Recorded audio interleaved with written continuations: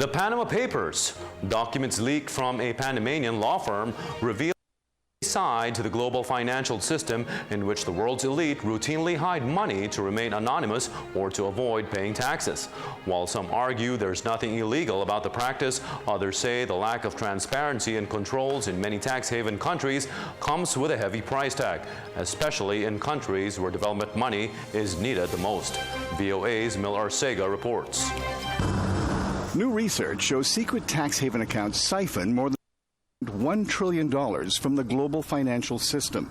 Emerging countries where efforts to eradicate poverty rely on billions in tax revenue and international aid are often the biggest losers.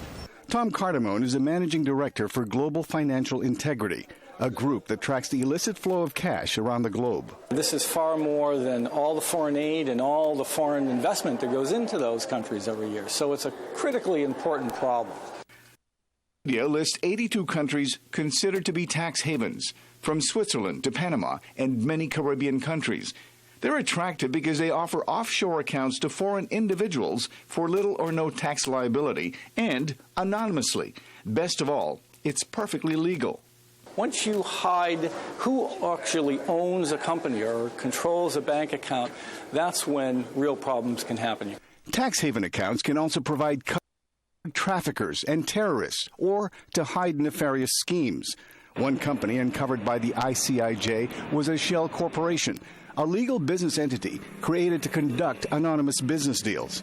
ICIJ reporter Will Fitzgibbon says the shell company was later called out by the U.S. government for secretly providing Syria's Air Force with oil used in explosive barrel bombs that were dropped on homes, businesses, and civilians. This company, which allegedly had done these things, was allowed to have offshore companies and to continue using them, was for me a pretty stark example of how those two worlds of victim and offshore coincide. The practice of hiding wealth through anonymous accounts is more widespread than you might think. In the U.S., 2 states, Nevada and Delaware, are home to the largest number of anonymous shell corporations in the country. The U.S. is the second largest jurisdiction where these things take place.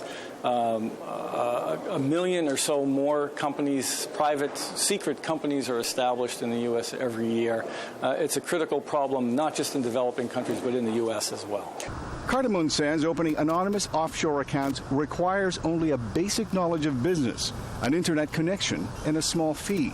He's guardedly optimistic that the massive leak of potentially damaging documents from Panama add to the growing pressure to make these secret accounts more transparent and more accountable.